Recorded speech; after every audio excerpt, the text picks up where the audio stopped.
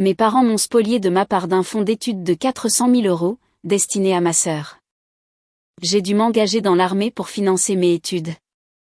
Lors de la remise de diplôme de ma sœur, grand-mère a dénoncé publiquement leur supercherie et a porté plainte. Mon père, face à l'ampleur de la vérité révélée, s'est effondré en larmes. Je m'appelle Camille Laurent et j'ai 28 ans. Il y a 6 ans, j'ai signé des papiers d'engagement dans l'armée au lieu de mes dossiers d'inscription à la fac, non pas parce que je voulais servir, mais parce que mes parents ont donné ma part de 200 000 € du fonds d'études familiales entièrement à ma petite sœur. Tu te débrouilleras, m'ont-ils dit. Tu y arrives toujours. Cette seule phrase, désinvolte et méprisante, m'a expédié faire mes classes militaires pendant que Mathilde s'installait dans la résidence étudiante de sa prestigieuse école de commerce privée. J'ai passé 6 ans à servir mon pays pour gagner ce qu'on lui a offert sur un plateau d'argent.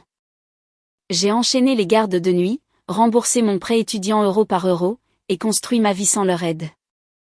Pendant ce temps, il publiait fièrement les réussites de Mathilde, sans jamais parler de moi. Mais lors de la fête pour l'obtention de son MBA, devant 150 invités, ma grand-mère de 82 ans s'est levée et a prononcé 3 mots qui ont tout changé: je porte plainte.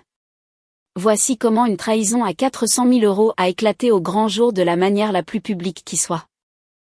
Le favoritisme n'a pas commencé avec ce fonds d'études. Ça a commencé quand j'avais 12 ans et Mathilde 9. Je me souviens d'avoir ramené mon bulletin de notes. Des 20/20 partout, comme d'habitude.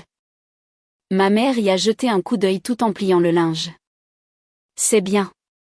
On savait que tu en étais capable. Et c'était tout. Aucune célébration, aucune reconnaissance au-delà de ces quelques mots. La semaine suivante, Mathilde a eu un 14/20 en maths. Mes parents l'ont emmenée dans son restaurant préféré et ont passé tout le dîner à louer ses efforts. Nous sommes si fiers de toi, tu as travaillé si dur, a dit mon père en lui ébouriffant les cheveux. Je suis restée là, à pousser mes pattes dans mon assiette, confuse. Qu'est-ce que j'avais fait de mal? Au moment de mes 16 ans, j'avais compris le schéma. Être capable signifiait être invisible. Mathilde galérait avec ses devoirs, alors mes parents ont embauché des profs particuliers. Moi, j'apprenais toute seule. Mathilde avait besoin d'aide pour ses dossiers post-bac, alors ils ont payé un conseiller d'orientation privé. Moi, je cherchais des bourses seule à la bibliothèque. Pour mon 16e anniversaire, mes parents m'ont fait asseoir pour la grande discussion, non pas sur la conduite accompagnée, mais sur les responsabilités et l'importance d'économiser de l'argent.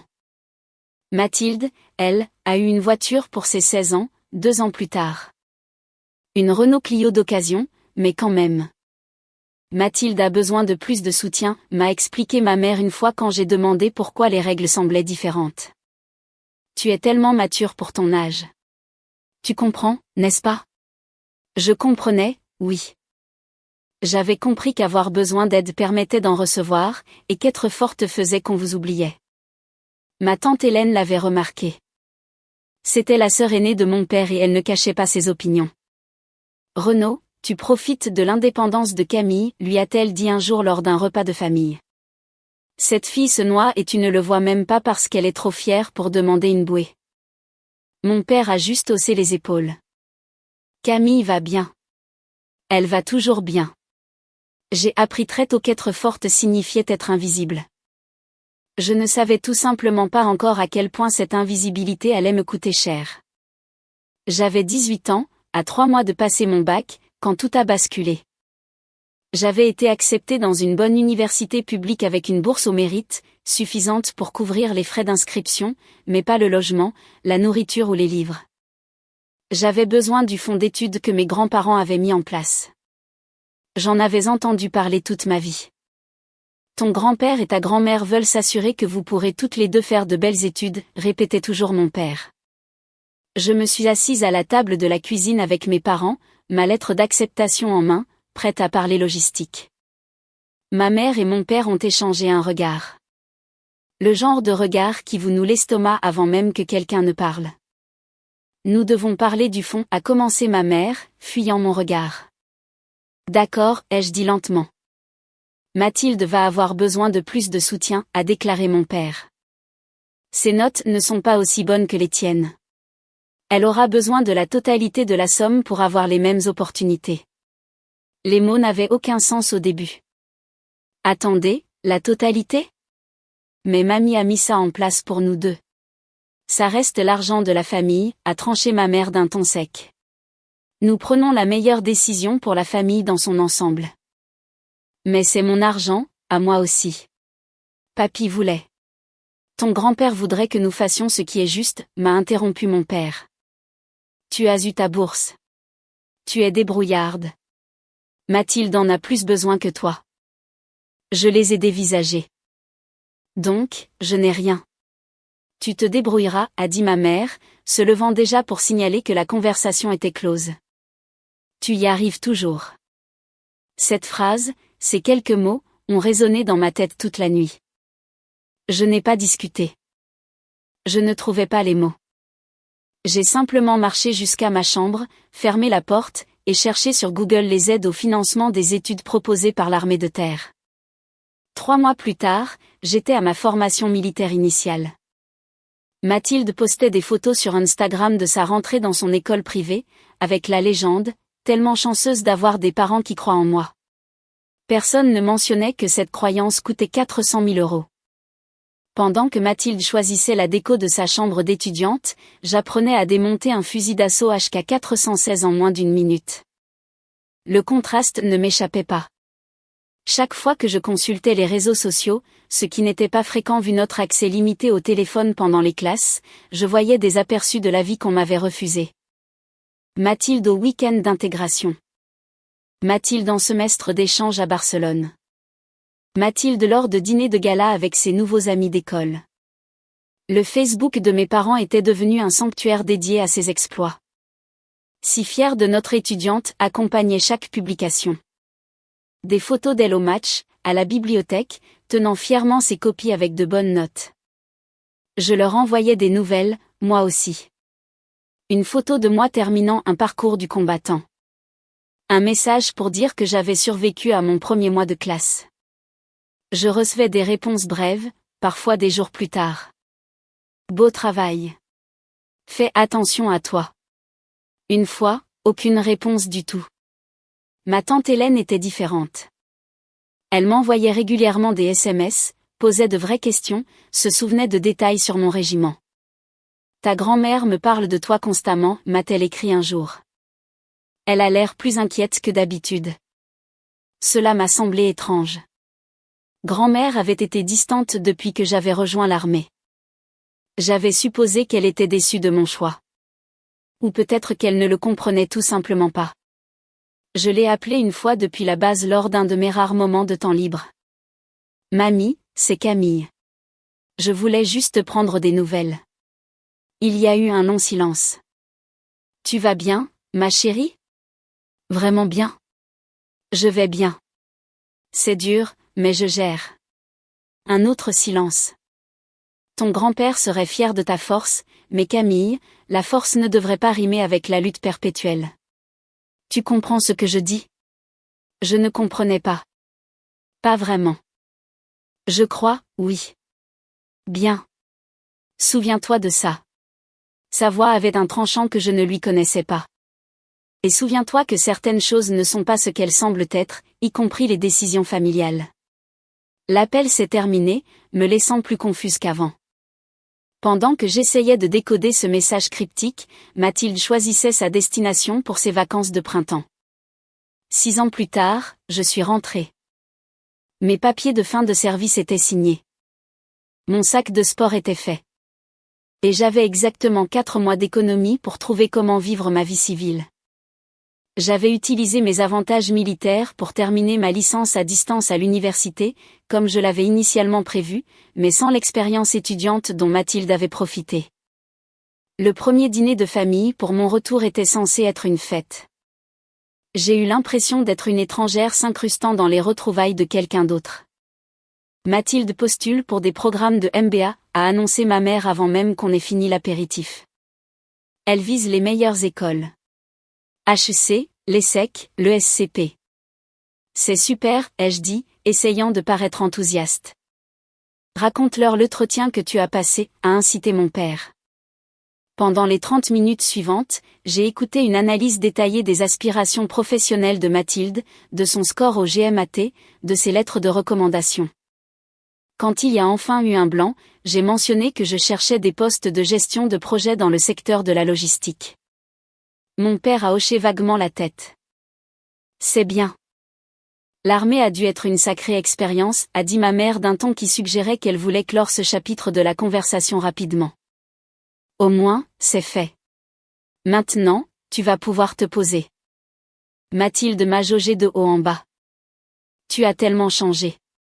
L'armée t'a vraiment transformé. 6 ans ont tendance à faire cet effet-là, ai-je dit doucement. Personne ne m'a interrogé sur mes déploiements. Personne n'a posé de questions sur les défis du retour à la vie civile. Personne ne m'a demandé si j'allais bien. Au moment du dessert, j'ai remarqué les nouveaux meubles du salon. Plus tard, en allant vers mon ancienne chambre, j'ai vu la salle de bain rénovée. Dans l'allée était garée une voiture neuve, le cadeau de diplôme de Mathilde du printemps dernier.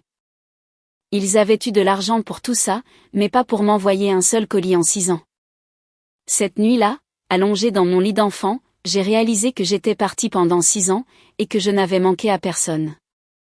J'ai trouvé un groupe de soutien pour anciens combattants 3 semaines après mon retour, surtout parce que je ne savais pas où aller d'autre. C'est là que j'ai rencontré Julien Morel. Il avait 30 ans, avait servi 8 ans, et avait le même regard un peu perdu que je voyais dans le miroir chaque matin. Première réunion, a-t-il demandé en s'asseyant à côté de moi avec un café. C'est si évident. Tu es assise sur le bord de ta chaise comme si tu devais t'échapper. J'ai fait la même chose la première fois. Il a souri. Ça devient plus facile, ou du moins différent. Nous avons commencé à parler après les réunions. Puis nous avons commencé à prendre des cafés entre les réunions. Julien comprenait des choses que je n'avais pas besoin d'expliquer. L'étrange culpabilité d'être rentré. Le décalage avec les gens qui n'avaient jamais servi. La façon dont les préoccupations civiles semblaient à la fois futiles et atrocement complexes. Un soir, 6 semaines après notre rencontre, il m'a demandé pourquoi je m'étais engagée. Je n'avais jamais raconté toute l'histoire à personne. Mais avec Julien, tout est sorti. Le fonds d'études, le rejet désinvolte de mes parents, les 6 années passées à regarder ma sœur vivre la vie qui aurait dû être la mienne, du moins en partie. Julien a écouté sans m'interrompre. Quand j'ai fini, il est resté silencieux un moment. Je peux te demander quelque chose, a-t-il fini par dire. Bien sûr. Est-ce que ta grand-mère a réellement accepté de donner tout l'argent à ta sœur? J'ai cligné des yeux. Mes parents ont dit que c'était une décision familiale. Ce n'est pas ce que j'ai demandé. La question est restée en suspens. J'ai réalisé que je n'avais jamais vraiment vérifié auprès de ma grand-mère. J'avais simplement accepté la version de mes parents. Les gens qui te disent souvent que tu es très forte, a continué Julien, l'utilisent généralement comme une excuse pour ne pas te soutenir. La force ne signifie pas que tu ne mérites pas d'aide. Ça veut juste dire que tu as appris à survivre sans. Personne ne m'avait jamais dit ça. J'ai conduit jusqu'à chez moi ce soir-là en repensant à l'appel cryptique de ma grand-mère des années plus tôt. Certaines choses ne sont pas ce qu'elles semblent être. Il était peut-être temps de poser des questions. Le SMS est arrivé sur la conversation de groupe familial un mardi matin. Mathilde, génial. J'ai été acceptée au programme MBA-HC Paris. Ma mère a répondu instantanément, tellement fière. On t'appelle ce soir pour fêter ça. Mon père, c'est notre fille. Bien sûr, on va t'aider pour les frais de scolarité. J'ai fixé mon téléphone. Bien sûr qu'ils allaient l'aider. Ils aidaient toujours Mathilde. Moi, félicitations Mathilde. C'est une grande réussite. Je le pensais. C'était un excellent programme. Elle avait travaillé dur pour être prise. Mais ensuite, les messages ont suivi. Ma mère, il faudra discuter des détails financiers.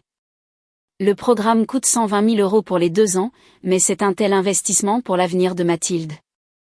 Mon père, exactement. Un MBA ouvre toutes les portes. Ça vaut chaque centime. Quelque chose a craqué en moi. Moi, d'où vient cet argent? Je suis encore en train de rembourser mes prêts.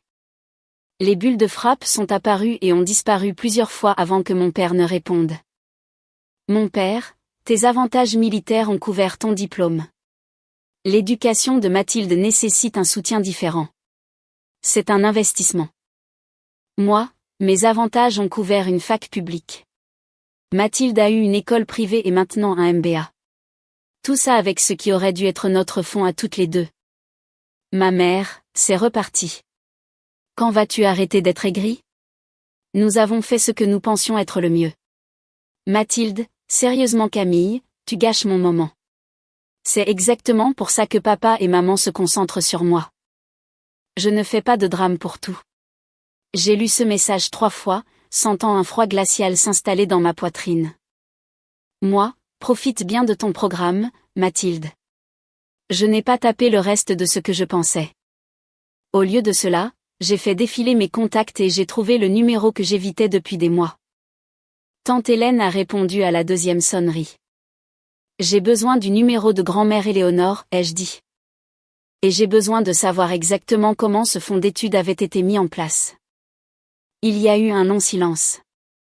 Il était temps, a dit tante Hélène. Je t'envoie les 2 tout de suite. J'ai appelé ma grand-mère le soir même, les mains tremblant légèrement en composant le numéro. Elle a répondu du premier coup. Camille, je me demandais quand tu appellerais. Mamie, je dois te demander quelque chose à propos du fonds d'études. J'attends cette conversation depuis 10 ans. Sa voix était calme, presque soulagée. Vas-y, ma chérie. Papa et maman ont dit que le fonds était l'argent de la famille, que tu avais accepté de tout donner à Mathilde parce qu'elle en avait plus besoin. Le silence s'est étiré entre nous. Ils t'ont dit que j'avais accepté. Sa voix avait changé, devenue plate et dure. Oui. Ils ont dit que c'était une décision familiale. C'est un mensonge. Les mots étaient tranchants, précis. Ton grand-père et moi avons créé ce compte de fiducie avec des instructions explicites. 200 000 € pour chaque petite fille, à distribuer à l'âge de 18 ans à des fins éducatives. Non négociable. J'ai senti le sol se dérober sous moi. Mais ils ont dit. Je sais ce qu'ils ont dit. Et je ne suis pas intervenue parce que j'espérais qu'ils finiraient par faire ce qu'il fallait, qu'ils verraient ce qu'ils te faisaient et qu'ils corrigeraient le tir. Elle a fait une pause. J'ai eu tort d'attendre. J'aurais dû agir il y a des années. Mamie, es-tu en train de dire qu'ils ont simplement pris mon argent? Je dis que ton père, en tant que gestionnaire du fonds, a violé les termes du contrat et j'ai déjà contacté Maître Dubois, l'avocat de ton grand-père. Il enquête. Mon esprit tournait à toute vitesse. Enquête sur quoi? Sur tout. Les relevés bancaires, les habitudes de retrait, la documentation. Camille, ce que tes parents ont fait n'était pas juste un comportement parental injuste. C'était un détournement de fonds. C'est illégal. Je me suis assise lourdement sur mon canapé. Pourquoi ne me l'as-tu pas dit plus tôt? Parce qu'il fallait que tu sois prête à te défendre. Il fallait que tu atteignes le point où tu remettrais en question ce qu'il t'avait dit. Sa voix s'est adoucie. Es-tu prête maintenant? J'ai pensé aux mots de Julien, aux SMS de Mathilde, à 6 années d'invisibilité. Oui, ai-je dit. Je suis prête. L'email de Maître Dubois est arrivé à 23 h ce même soir. L'objet indiquait « Fonds familial Laurent, document confidentiel ». Je l'ai ouvert, mon ordinateur en équilibre sur mes genoux. Julien était assis à côté de moi pour me soutenir. La première pièce jointe était le document de création du fonds original daté de 2 ans avant ma naissance. Le langage était clair, presque douloureusement clair. Dès que chaque petite fille atteindra l'âge de 18 ans, la somme de 200 000 € sera distribuée à des fins éducatives, incluant, mais sans illimité, les frais de scolarité, le logement, les livres et les dépenses connexes. La distribution sera égale entre les bénéficiaires. Égale. Le mot était souligné dans les notes de l'avocat. La deuxième pièce jointe montrait l'historique des retraits. À partir du mois de mes 18 ans, de l'argent avait été transféré hors du compte. En totalité vers des comptes au nom de Mathilde ou directement vers son école. 400 000 euros, 6 ans de transfert. Pas un seul centime pour moi. La troisième pièce jointe m'a noué l'estomac. C'était un avenant au contrat daté de 3 mois après mes 18 ans, soi-disant signé par ma grand-mère. Il autorisait une distribution flexible à la discrétion du gestionnaire. La note de Maître Dubois en dessous indiquait « Analyse de signature effectuée ». C'est un faux. La véritable signature de votre grand-mère datant de la même période est jointe pour comparaison.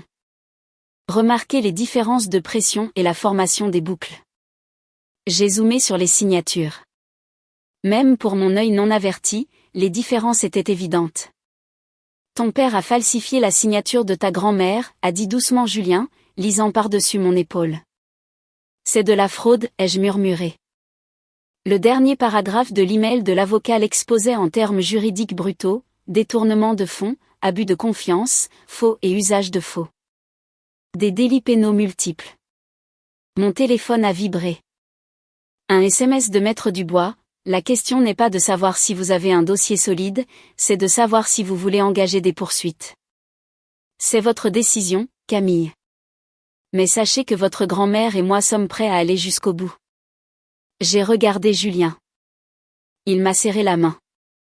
J'ai conduit jusqu'à la maison de mes parents le lendemain matin, les documents imprimés et pliés dans mon sac. Mon père a ouvert la porte en tenue de week-end, une tasse de café à la main. Son sourire s'est effacé quand il a vu mon expression. Camille, qu'est-ce qui ne va pas?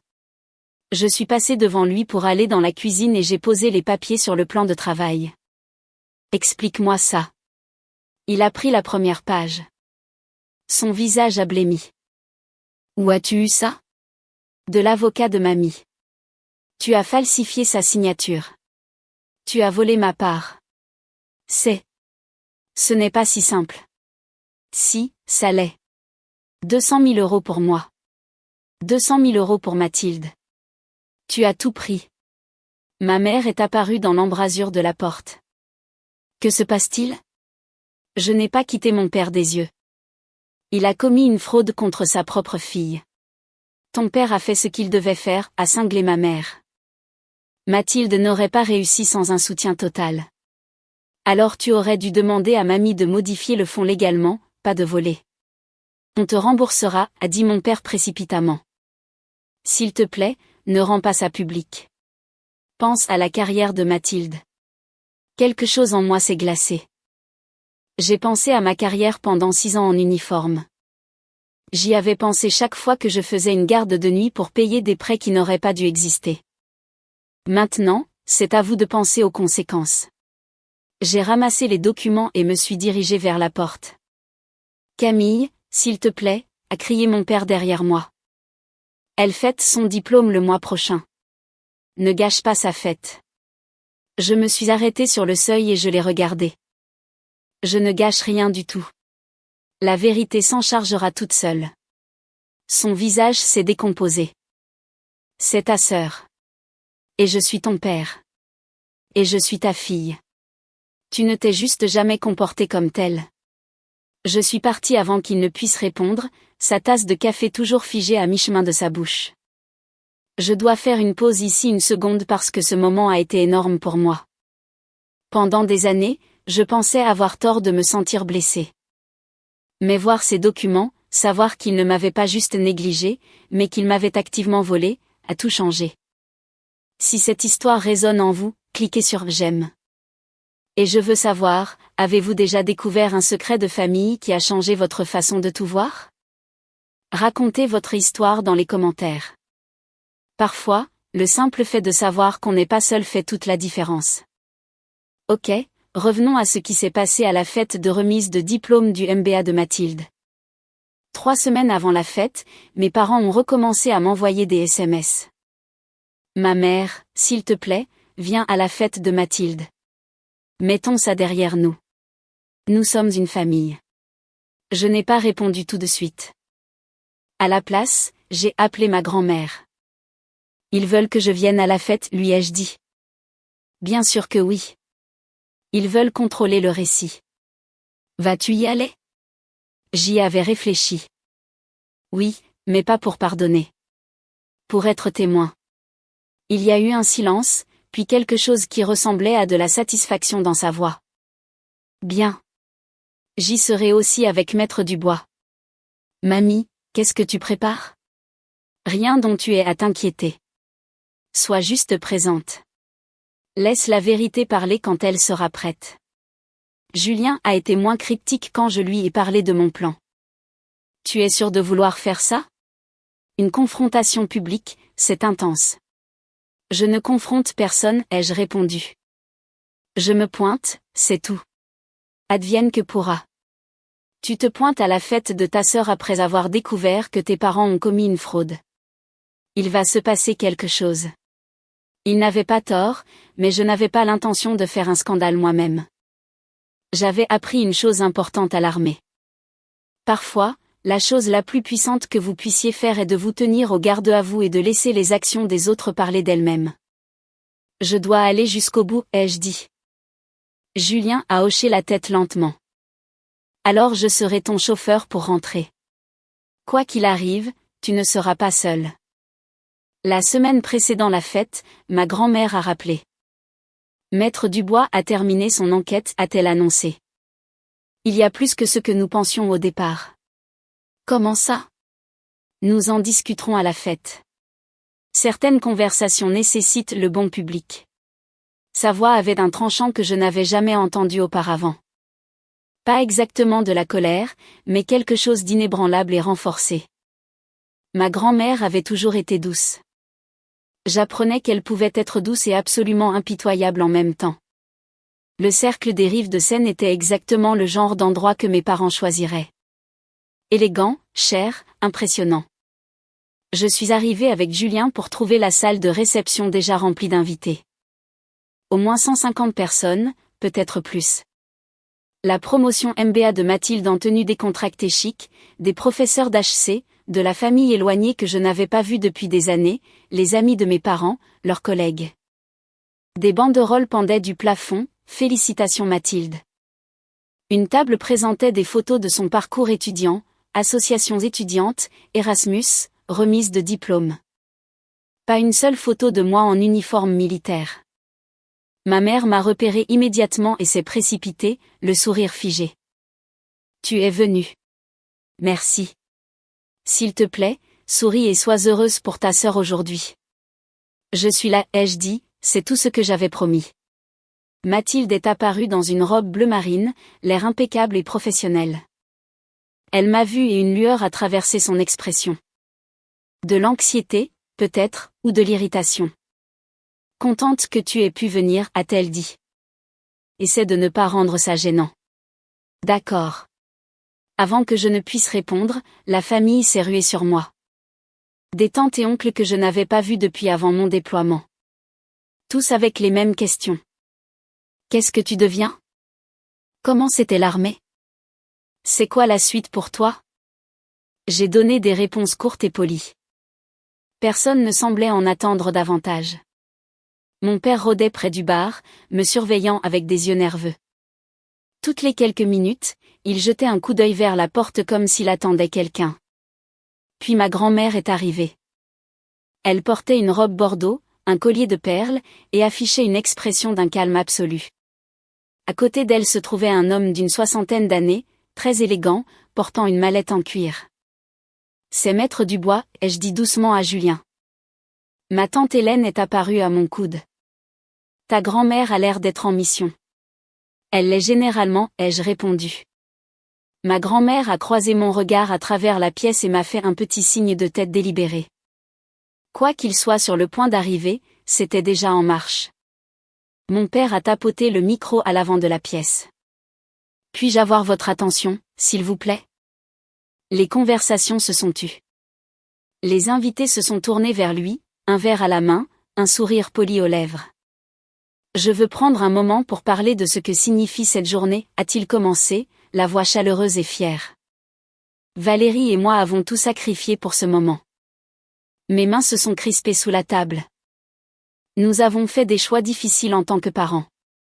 Nous avons défini des priorités avec sagesse. Nous avons investi dans l'avenir de Mathilde avec tout ce que nous avions. La salle a murmuré d'approbation. Plusieurs personnes ont regardé Mathilde, qui s'épongeait les yeux avec une serviette. Tous les parents n'iraient pas aussi loin, a poursuivi mon père. Mais nous avons cru au potentiel de Mathilde depuis le début. Nous avons vu quelque chose de spécial, et nous avons fait tout ce qu'il fallait pour la nourrir. Il a fait une pause pour faire de l'effet, la voix s'épaississant d'émotion. Et Mathilde, tu nous as donné raison.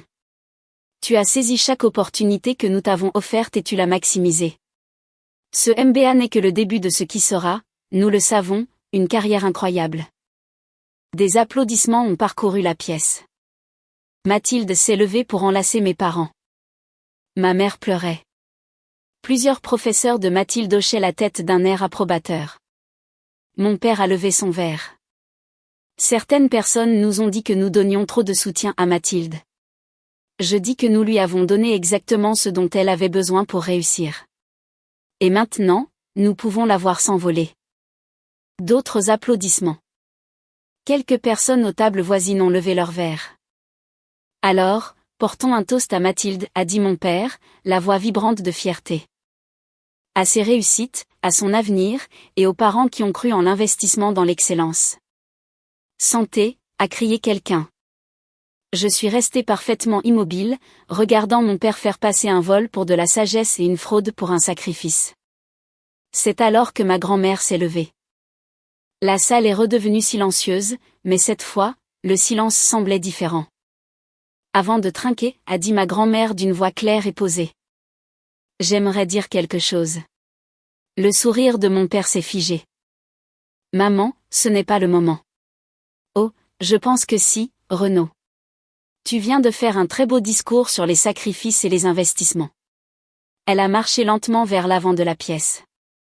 Maître Dubois la suivait avec sa mallette. Parlons de ce qui a été réellement sacrifié. Les conversations se sont arrêtées net. Les gens se sont tournés sur leurs chaises, confus mais attentifs. Les yeux de Mathilde se sont écarquillés. Maman, s'il te plaît, assieds-toi, a sifflé ma mère depuis sa place. Ma grand-mère l'a ignoré. Maître Dubois, voulez-vous distribuer ces documents? L'avocat a ouvert sa mallette et a commencé à distribuer des dossiers aux tables principales, les professeurs, la famille éloignée, les amis de mes parents. Les gens les ont ouverts lentement, la curiosité se transformant en concentration intense à mesure qu'ils lisaient. Mamie, qu'est-ce que c'est? A demandé Mathilde d'une voix fluette. Ma grand-mère l'a regardé, et pendant un instant, son expression s'est adoucie. La vérité sur le financement de tes études, ma chérie. Elle s'est tournée de nouveau vers la salle, captivant l'attention avec sa seule présence et ce calme absolu dans sa voix. Ce fonds que Renaud vient de mentionner. Mon défunt mari et moi l'avons créé il y a 28 ans. 400 000 euros. 200 000 euros pour Camille. 200 000 euros pour Mathilde. Elle a brandi un document. Distribution égale, non négociable. C'étaient les conditions. La salle était maintenant d'un silence absolu. On pouvait entendre le bruissement des papiers alors que les gens feuilletaient les dossiers. Ma grand-mère m'a pointé du doigt. Je n'avais pas bougé, je n'avais pas changé d'expression. Camille a reçu 0 €. Elle s'est engagée dans l'armée pour pouvoir payer ses études, sans aucune aide de ce fonds qui lui appartenait légalement. Le visage de Mathilde est devenu blanc. Papa a dit que c'était l'argent de la famille et que tu avais accepté d'eux. Je n'ai jamais accepté. La voix de ma grand-mère a tranché comme une lame. Ton père a falsifié ma signature. Des halètements ont parcouru la foule. Maître Dubois s'est avancé, sa voix d'avocat entraînée à portée loin. Les documents que vous tenez entre vos mains montrent 6 années de retrait sur le compte de fiducie de la famille Laurent. Les 400 000 € ont tous été consacrés à l'éducation de Mathilde. C'est un détournement de fonds. Maman, s'il te plaît, nous pouvons en discuter en privé, a commencé mon père. Tu as eu 10 ans pour en discuter en privé, a répondu ma grand-mère. Tu as choisi de persister dans tes mensonges à la place. Alors maintenant, je porte plainte. Les mots ont flotté dans l'air comme une détonation. Mathilde s'est levée, sa chaise raclant bruyamment le sol. Non, ce n'est pas possible. Papa? La bouche de mon père s'est ouverte et fermée. Aucun mot n'est sorti. L'une des professeurs de Mathilde, une femme plus âgée aux cheveux gris, s'est approchée d'elle. Mathilde, est-ce vrai? Le financement de vos études provenait de fonds détournés? Je ne savais pas. Je jure que je ne savais pas, la voix de Mathilde s'est brisée. Le visage de la professeure était grave. C'est extrêmement sérieux. Le conseil de discipline de l'école devra en être informé. Un autre professeur lisait les documents avec une inquiétude croissante.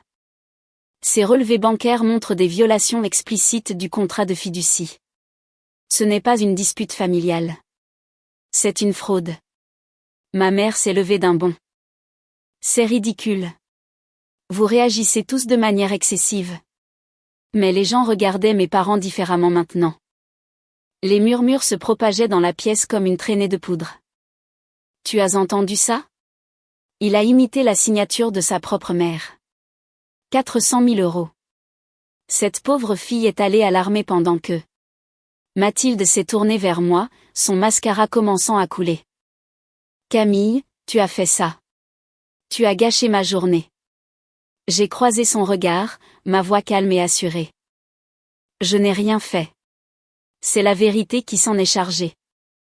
Mais ce n'est pas tout, a repris ma grand-mère, et la salle est redevenue silencieuse. Maître Dubois a sorti un autre document. Au cours de notre enquête, nous avons découvert des irrégularités supplémentaires. Mon père a poussé un petit cri, comme s'il avait été frappé. L'avocat a continué, d'une voix clinique. La mère de Renaud, la première épouse du défunt mari d'Éléonore, a également établi un fonds d'études. 50 000 euros pour chaque petite fille. Il a fait une pause, laissant l'information faire son chemin. Cet argent est également allé entièrement à Mathilde. Compte différent, même schéma de détournement. Ma tante Hélène s'est levée. Renaud, tu as volé dans 2 fonds distincts? Le visage de mon père s'est effondré. Des larmes ont commencé à couler sur ses joues. Je voulais juste qu'elle ait tous les avantages. J'allais rembourser Camille un jour. Tu as eu 10 ans, a dit froidement ma grand-mère. À la place, tu as acheté une voiture neuve. Mathilde s'est affaissée sur sa chaise, comme si ses jambes ne pouvaient plus la porter. 250 000 euros, a-t-elle murmuré. Toute mon éducation était. Maître Dubois n'avait pas fini. Il y a aussi des preuves que certains retraits du fonds ont été utilisés pour couvrir des dettes personnelles sans lien avec l'éducation de Mathilde. Paiement de cartes de crédit, travaux de rénovation de la maison. L'implication a frappé la pièce comme une onde de choc. Mes parents n'avaient pas seulement volé ma part pour Mathilde, ils avaient volé pour eux-mêmes. Mathilde a levé les yeux vers mon père, la trahison inscrite sur son visage. Tu m'as dit que c'était mon argent. Que je l'avais mérité par mes notes et mon travail. Tu as travaillé dur, a-t-il dit désespérément. Tu l'as mérité. Avec de l'argent volé, sa voix s'est élevée. Tout ce que j'ai accompli. Tout le monde ici pense que je suis une fraude maintenant. Tu n'en es pas une, ai-je dit doucement. Tout le monde s'est tourné vers moi. Tu as fait le travail. Tu as mérité ce diplôme.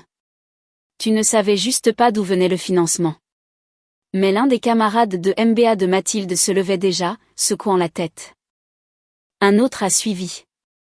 La responsable du cabinet de conseil, qui était assise à leur table, s'est levée et a fait signe à Mathilde de la suivre.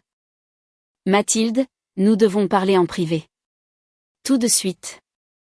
La journée parfaite de Mathilde se désintégrait en temps réel. Alors que Mathilde partait avec sa responsable, ma grand-mère s'est assise sur une chaise à l'avant de la pièce. Elle a soudain eu l'air fatiguée, plus vieille que ses 82 ans. J'ai besoin que tout le monde comprenne quelque chose, a-t-elle dit. Je ne voulais pas faire ça publiquement. J'ai donné à Renaud de multiples occasions d'arranger les choses. Elle a regardé directement mon père. Il y a 3 ans, je lui ai demandé de but en blanc si Camille avait reçu sa part. Il m'a menti en plein visage, a dit qu'elle avait choisi d'utiliser les avantages militaires à la place, et que je ne devais pas m'inquiéter. Mon père pleurait ouvertement maintenant, les épaules secouées de sanglots. L'année dernière, quand Mathilde a postulé pour ses MBA, j'ai redemandé. Il m'a assuré que les 2 filles avaient été traitées équitablement. Sa voix s'est durcie. C'est là que j'ai engagé Maître Dubois pour enquêter. L'avocat a sorti un dernier document. Madame Laurent m'a demandé d'examiner tous les dossiers financiers liés aux fiducies. Ce que j'ai trouvé va au-delà du simple détournement de fonds en faveur d'un enfant. Il a brandi des relevés bancaires.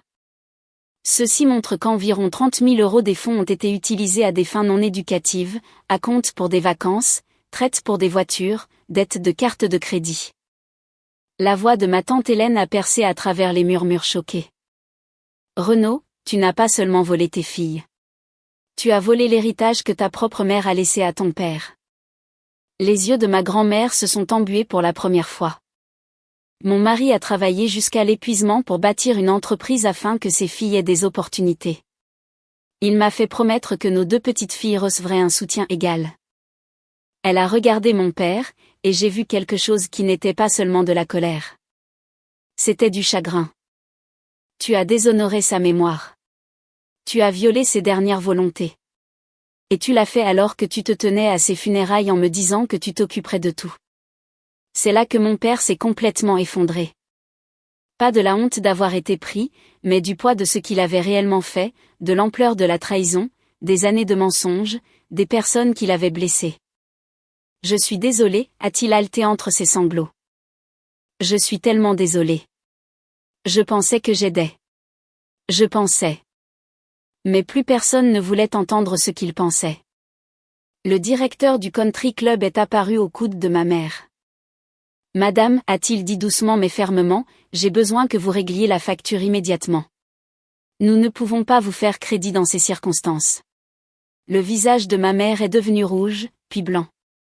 Elle a cherché dans son sac, les mains tremblantes en sortant une carte de crédit. Dans la salle, les conséquences sociales se propageaient déjà. Mon oncle, le frère de mon père, s'est levé et a marché jusqu'à l'endroit où mon père pleurait. Renaud, tu te souviens, il y a 2 ans, quand je t'ai prêté 15 000 € pour cette urgence? Était-ce un mensonge, ça aussi? Mon père n'a pas pu répondre. Les membres de la famille éloignée rassemblaient leurs affaires, trouvant des excuses discrètes pour partir. Personne ne voulait plus être associé à cela. L'une des voisines de mes parents, une femme qui avait assisté à d'innombrables barbecues familiaux, s'est arrêtée à leur table. Valérie, je pense qu'il vaut mieux que tu ne viennes plus au club de lecture. Le message était clair. Vous n'êtes plus les bienvenus dans cette communauté. Mathilde est revenue de sa conversation avec sa supérieure, le visage couvert de plaques rouges et noyé de larmes.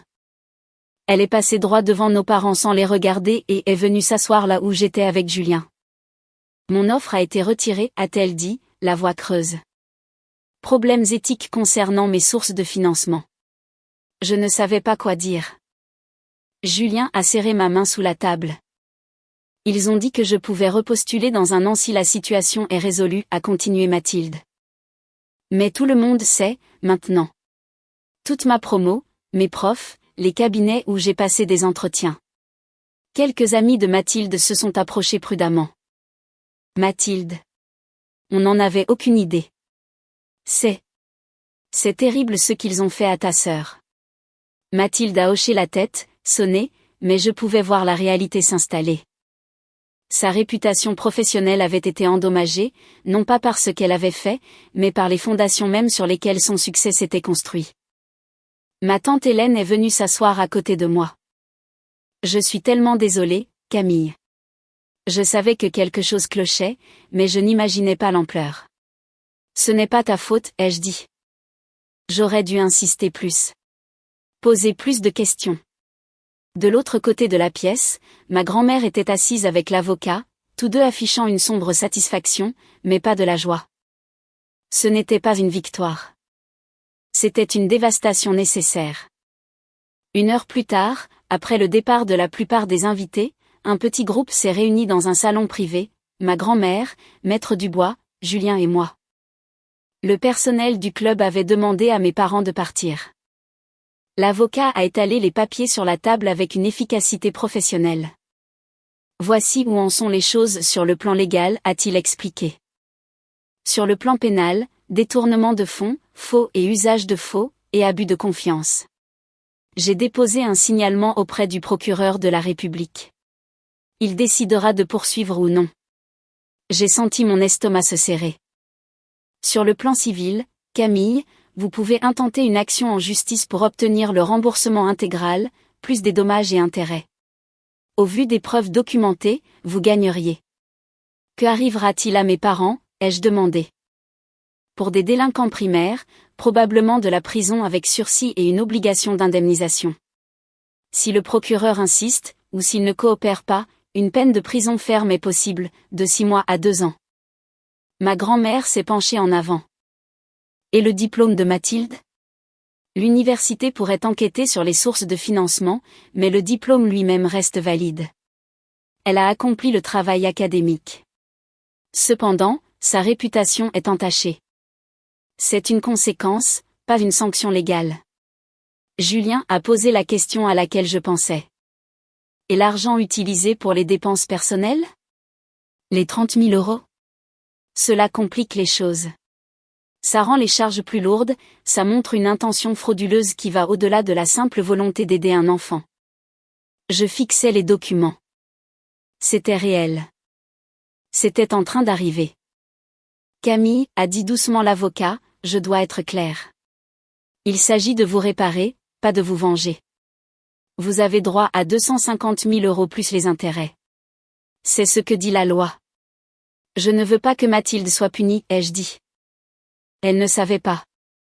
Je veux ce qu'on m'a volé, et je veux qu'ils comprennent qu'ils ne peuvent pas faire ça. Ma grand-mère a hoché la tête. C'est exactement la bonne approche. Maître Dubois a sorti une proposition d'accord. Ils vont avoir besoin d'un plan d'échelonnement. La question est de savoir à quel point vous voulez être agressive. J'ai regardé les chiffres, pensant à 6 années de galère qui n'auraient jamais dû exister. Mes parents attendaient sur le parking quand nous sommes sortis du club. Les yeux de mon père étaient rouges et gonflés. Ma mère avait l'air furieuse. Elle a attaqué immédiatement. Tu as détruit cette famille. Es-tu heureuse, maintenant?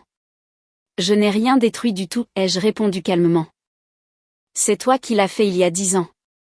Mon père s'est avancé. Que veux-tu de nous? Je veux mes 250 000 € avec les intérêts. Et je veux que vous compreniez ce que vous avez fait. Nous n'avons pas cette somme, a dit ma mère. Alors il vous faudra un plan de remboursement. L'avocat s'en occupera. La voix de mon père s'est brisée. Nous sommes toujours tes parents. Je l'ai regardé longuement. Toutes ces années à me sentir invisible. Tous ces rejets désinvoltes. Toutes les fois où l'on m'avait dit que j'étais trop forte pour avoir besoin d'aide. Et je suis toujours votre fille, ai-je dit doucement. Celle que vous avez volée. Celle que vous avez ignorée. Celle que vous avez oubliée chaque fois que ça vous arrangeait. J'ai pris une grande inspiration, me stabilisant. Je vous aimais. Je vous faisais confiance. Et vous avez choisi de me blesser pour aider Mathilde. Ce n'est pas être parent. C'est une trahison. Camille, s'il te plaît. J'ai besoin d'espace. Ne me contactez pas. Quand vous serez prêt à faire de vraies réparations, pas juste à dire « désolé » parce que vous vous êtes fait prendre, on pourra parler. Mais pas avant. Le visage de ma mère s'est déformé. Après tout ce que nous avons fait pour toi. Vous n'avez rien fait pour moi, ai-je dit. C'est justement tout le problème.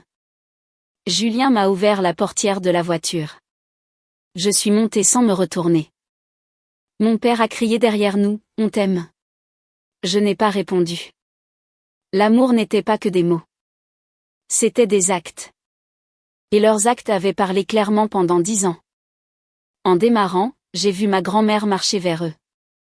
Quoi qu'elle ait à leur dire, ils allaient devoir l'écouter sans moi. J'avais dit tout ce que j'avais à dire. Ce moment précis, le fait de m'éloigner d'eux, a été la chose la plus difficile et la plus nécessaire que j'ai jamais faite. Si vous avez déjà eu à poser des limites avec votre famille, vous savez à quel point ça fait mal. Mais vous savez aussi que c'est parfois la seule façon de vous protéger. Laissez un cœur rouge dans les commentaires si vous comprenez cette douloureuse nécessité. Et si vous trouvez de la valeur dans cette histoire, n'hésitez pas à vous abonner. J'ai encore des choses à partager sur ce qui s'est passé ensuite. 2 semaines après la fête, ma tante Hélène m'a transféré un fil de mail en copie. L'offre du cabinet de conseil de Mathilde avait été formellement retirée. Le mail était corporate et poli, mais sans appel, bien que mademoiselle Laurent ne soit pas personnellement responsable du détournement de fonds, les circonstances créent un risque de réputation que nous ne pouvons accepter pour le moment. Je suis restée plantée devant l'écran, sentant un sentiment complexe se tordre dans ma poitrine. Julien m'a trouvée sur le canapé, l'ordinateur ouvert, le regard dans le vide. Qu'est-ce qui ne va pas ? Le cabinet de Mathilde a retiré son offre, ai-je dit. Elle postule ailleurs, mais tout le monde lui dit non. Il s'est assis à côté de moi. Qu'est-ce que ça te fait ? J'y ai réfléchi. Ça me rend triste. Elle reste ma sœur. Elle a travaillé dur pour ce diplôme. Tu as le droit de ressentir plusieurs choses en même temps, a dit doucement Julien. Je sais. C'est juste que je ne veux pas qu'elle souffre. Je voulais qu'il soit tenu responsable, pas qu'il soit détruit. Ces deux choses ne sont pas toujours séparables. Les actes ont des conséquences. Elle a bénéficié d'une fraude, même sans le savoir. Je sais. J'ai fermé l'ordinateur. Je n'arrête pas de penser à quelque chose que ma grand-mère a dit. Que laisser parler la vérité, ce n'est pas la même chose que chercher à se venger. Ça ne l'est pas, a confirmé Julien. Ce n'est pas toi qui as appelé ces cabinets. Tu ne leur as pas dit de la rejeter. Ce sont eux qui prennent leurs propres décisions éthiques. Il avait raison, mais ça faisait quand même mal à voir. Mathilde n'avait pas donné signe de vie depuis la fête. Mes parents non plus, respectant la limite que j'avais fixée. Ou peut-être qu'ils ne savaient tout simplement pas quoi dire. Mon téléphone a vibré. Un SMS de ma grand-mère. Maître Dubois voit leur avocat demain. Ils sont prêts à négocier un accord. Je pensais que tu devais le savoir. ONC, ça avançait. La machine judiciaire s'était mise en route. J'avais commencé tout ça en posant des questions. Maintenant, je devais aller jusqu'au bout. Même quand les fins n'étaient pas propres ou satisfaisantes, même quand elles faisaient du mal à toutes les personnes impliquées, y compris à moi. 3 mois plus tard, je me tenais dans une salle de conférence du tribunal pendant que Maître Dubois passait en revue l'accord final. Mon père avait plaidé coupable dans le cadre d'une CRPC, comparution sur reconnaissance préalable de culpabilité, pour détournement de fonds et abus de confiance. En échange de sa coopération et de son accord pour un remboursement intégral, le procureur avait abandonné les charges de faux et usage de faux et recommandé une peine de prison avec sursis au lieu d'une peine ferme. Les conditions étaient brutales sur le papier, 250 000 € plus les intérêts accumulés, environ 280 000 € au total, un plan de remboursement sur 10 ans à 2 800 € par mois, 2 ans de mise à l'épreuve, une obligation de suivi financier familial. Et la révocation définitive de son statut de mandataire pour toute future fiducie familiale. L'avocat a pointé la dernière clause, cela signifie qu'il ne pourra plus jamais occuper une position de confiance financière au sein de la famille. J'ai signé en bas de la page. Mon père avait dû hypothéquer leur maison pour payer le premier acompte, et liquider une partie de son assurance vie. Ma mère, qui travaillait à mi-temps comme agent immobilier, avait dû trouver un travail à temps plein. Le premier versement est arrivé sur mon compte 3 semaines plus tard, 2 800 €. Je l'ai immédiatement transféré sur un compte d'épargne. Je n'y ai pas touché pour mes dépenses courantes.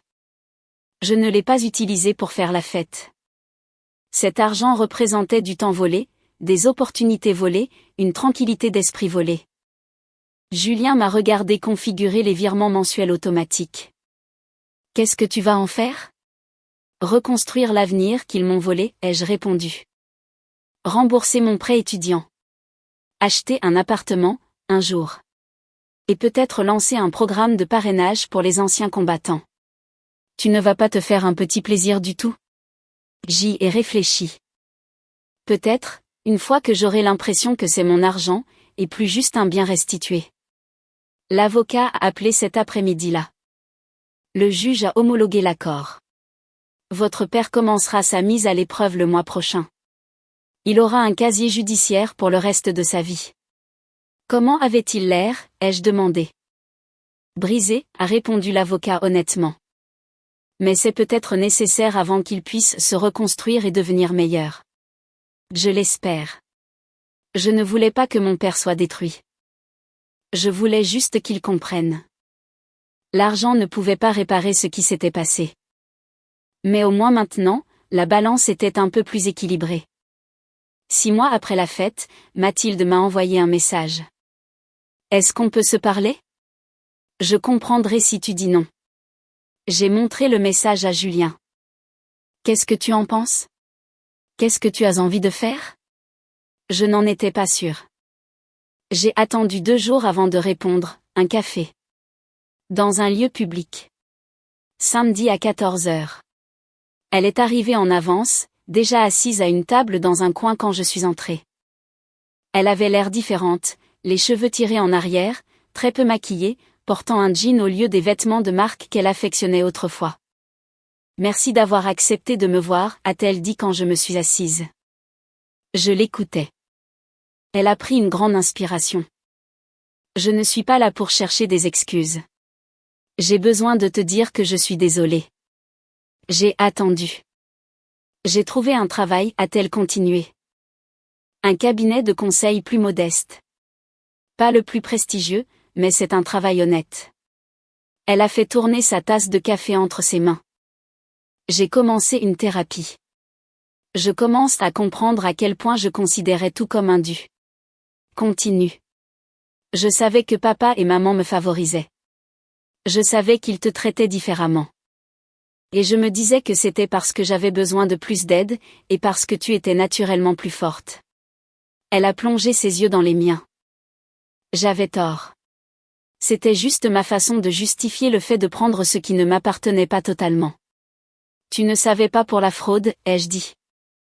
Non. Mais je n'ai pas posé de questions non plus. Je ne voulais pas savoir si quelque chose n'allait pas, parce qu'alors j'aurais dû y faire face. Ça semblait honnête. Je ne peux pas changer ce qui s'est passé, a repris Mathilde. Mais je veux que tu saches que je te rembourse, moi aussi. Elle a fait glisser un bout de papier sur la table. Un ordre de virement permanent, 500 € par mois sur son salaire. Le tribunal ne l'a pas ordonné, a-t-elle dit. Mais c'est juste. La moitié de cet argent aurait dû être à toi.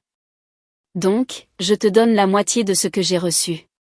J'ai regardé le papier, puis ma sœur.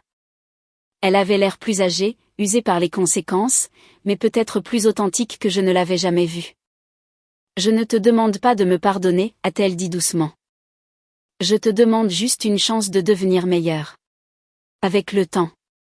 J'ai fini par plier le papier soigneusement. J'apprécie le geste. Mais les choses ne redeviendront pas comme avant. Je sais. Le premier repas de Noël après tout ça, je l'ai passé dans la famille de Julien. Sa mère m'a accueilli comme si j'avais toujours fait partie de la maison, et son père m'a fait une place à leur table bondée sans poser de questions. C'était chaleureux et bruyant, et personne n'avait des décennies de rancœur bouillonnant sous la surface. Mon téléphone a vibré pendant le dessert. Un SMS de ma mère, tu ne viens vraiment pas? C'est Noël. J'ai tapé en retour, j'ai dit que j'avais besoin d'espace. Je le pensais. 3 petits points sont apparus, ont disparu, puis sont réapparus. Combien de temps ça va durer, cette histoire? J'ai posé mon téléphone, frustrée. La mère de Julien a surpris mon expression. Des problèmes de famille, a-t-elle demandé doucement. Ils veulent que les choses redeviennent normales, mais ils n'ont pas vraiment changé. Elle a tapoté ma main. Leur normal, c'était te faire du mal. Tu as le droit de vouloir quelque chose de différent. Ce soir-là, mon père m'a envoyé un long email. Contrairement au SMS de ma mère, celui-ci était différent. Camille, je sais que je n'ai aucun droit de réclamer ton temps ou ton attention. Je t'écris parce que mon psy dit que je dois être précis sur ce dont je m'excuse, et pas juste dire pardon en attendant d'être pardonné. Je t'ai volé. J'ai falsifié des documents. Je t'ai menti en plein visage, ainsi qu'à ma propre mère. J'ai privilégié une fille par rapport à l'autre et je me suis dit que c'était justifié. Je t'ai laissé croire que tu ne valais pas la peine d'être soutenue. Chacune de ces choses était mal. Je t'ai causé un préjudice réel, financier, émotionnel et relationnel. Je ne peux pas l'effacer. Je peux seulement travailler pour devenir quelqu'un d'autre, quelqu'un en qui tu pourras peut-être refaire confiance un jour. Même si tu ne veux plus jamais d'une relation proche, je comprends si tu as besoin d'années de distance. Tu as droit à cette limite. Je voulais juste que tu saches. Je vois ce que j'ai fait, maintenant. Dans sa totalité. Je l'ai lu 3 fois. Merci pour ça, ai-je répondu. C'est un début. Mais reconstruire la confiance prend du temps. Je suis retournée dans la famille de Julien, à la chaleur et au rire. Peut-être qu'un jour, je pourrai avoir les deux. Mais pas encore. Avec les paiements de remboursement qui rentraient régulièrement, j'ai pris des décisions pour mon avenir sans que le désespoir financier ne les dicte pour la première fois. Premièrement, j'ai remboursé la totalité de mon prêt étudiant. 23 000 € soldés en un seul paiement.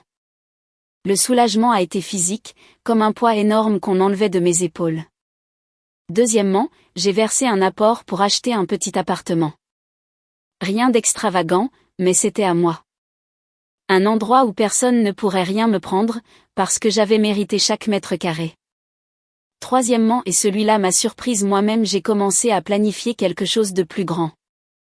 Je veux créer un programme de parrainage, ai-je dit à Julien un soir, pour les anciens combattants qui font la transition vers des carrières civiles.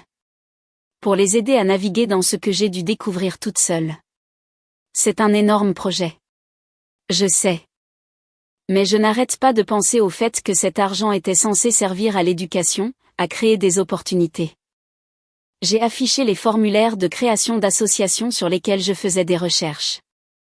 Et si je m'assurais qu'ils servent réellement cet objectif, pour des gens qui en ont besoin? 3 mois plus tard, j'ai déposé les statuts de l'initiative éducative Laurent, nommée en l'honneur de mon grand-père. La première réunion comptait 12 anciens militaires. Nous avons parlé de rédaction de CV, de réseau pro, de la façon de gérer le fossé entre la culture militaire et civile. Une femme s'est mise à pleurer quand nous avons évoqué le sentiment d'invisibilité après le service. C'est exactement ce que j'ai ressenti, a-t-elle dit. Comme si j'avais fait quelque chose d'important et que tout le monde s'en fichait. Je sais, ai-je dit. Je suis passé par là. Julien regardait depuis le fond de la salle. Après, il m'a prise dans ses bras. Tu as transformé un vol en héritage, a-t-il dit. Cet argent a toujours été destiné à l'éducation, ai-je répondu. Maintenant, il aide bien plus que moi. Ma grand-mère est venue à la 2e réunion, s'asseyant discrètement dans un coin. À la fin, elle a serré ma main. Ton grand-père serait si fier. J'ai appris de vous deux, ai-je dit. Comment se battre pour ce qui est juste. Tu l'as appris toute seule, a-t-elle corrigé doucement. Nous te l'avons juste rappelé. 18 mois après que ma grand-mère s'est levée à cette fête, je vois enfin toute l'image clairement.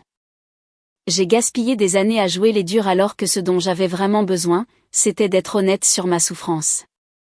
Je pensais que maintenir la paix signifiait rester silencieuse. Ce n'est pas le cas. Ça veut juste dire laisser l'injustice perdurer en appelant ça de l'amour. La leçon la plus dure a été celle-ci, les personnes qui vous aiment peuvent quand même vous blesser profondément. Peut-être surtout les personnes qui vous aiment, parce que vous leur faites confiance pour ne pas le faire. Et c'est là que fixer des limites est primordial. Pas pour punir, mais pour se protéger pendant que la guérison opère. Je n'ai pas gâché la fête de Mathilde. La vérité l'a fait. J'ai juste arrêté de la cacher. Ma relation avec mon père s'améliore lentement. Nous dînons ensemble 1 fois par mois. Avec des limites claires. Il fait le travail, un vrai travail sur lui-même, pas juste des excuses pour me mettre à l'aise. Nous parlons de petites choses. Nous reconstruisons la confiance par petites touches. Ma mère est différente. Elle est toujours en colère que j'ai rendu l'affaire publique. Elle n'a pas totalement accepté sa part de responsabilité. Donc, notre relation reste tendue, et je suis en paix avec ça. Je ne peux pas la forcer à changer. Mathilde et moi nous parlons toutes les quelques semaines maintenant. Elle est fiancée à quelqu'un de son cabinet, et construit une vie qui est véritablement la sienne. Nous ne sommes pas fusionnelles comme certaines sœurs, mais nous sommes honnêtes. Parfois, c'est mieux. Ma grand-mère est mon roc. Elle m'a appris que la dignité ne consiste pas à accepter la maltraitance avec grâce. Elle consiste à refuser fermement de l'accepter. Je ne regrette pas d'avoir porté plainte. Je regrette que cela ait été nécessaire. Mais s'il faut choisir entre la paix familiale et le respect de soi, je choisirai le respect à chaque fois. Parce que j'ai appris quelque chose de crucial, on ne peut de toute façon pas avoir de vraie paix sans respect. On a juste des gens qui font semblant que tout va bien pendant que les blessures s'infectent en dessous. L'initiative éducative Laurent prend de l'ampleur. Nous aidons 50 anciens combattants cette année. L'argent qui m'a été volé crée maintenant des opportunités pour des personnes qui, comme moi, ont servi leur pays et avaient besoin de soutien en rentrant chez elles. Certaines personnes vous traiteront d'aigris parce que vous refusez de vous contenter des miettes tombées de la table. Laissez-les parler. Vous connaissez la valeur du repas complet que vous méritiez.